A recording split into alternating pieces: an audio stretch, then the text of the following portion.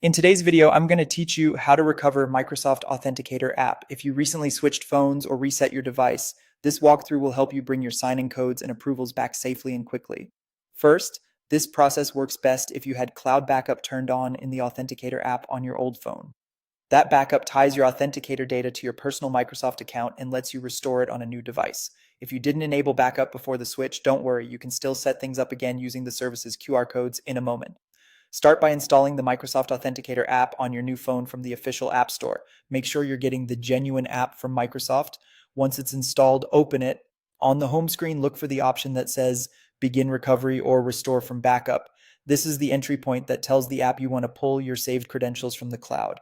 If you don't immediately see it, give the app a moment to initialize, or check the menu for a restore option. When prompted, sign in with the same personal Microsoft account you used to create the backup on your old device. This is important. The backup is linked to that exact account, so using a different one won't find your data. You may be asked to verify your identity during sign in. After that, the app will begin restoring. Let it finish syncing before moving on. Next, look over your recovered accounts. Many, especially work or school accounts, will appear with an action required message. That's by design. For security reasons, some approvals can't be fully transferred between devices.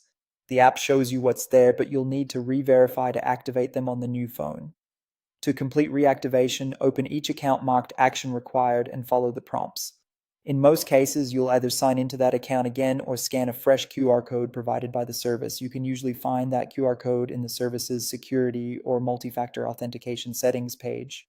For work or school, your organization may have a sign-in portal where you can add the new device, or you might need help from your IT team. Use the plus icon in Authenticator to scan the QR code or enter the setup code if the service provides one. Repeat this for each account until the warnings disappear. When every account shows active codes and your sign-in approvals work, you're all set. As a final tip, confirm that notifications are allowed for Authenticator and consider enabling cloud backup on this new phone to make any future recovery just as smooth.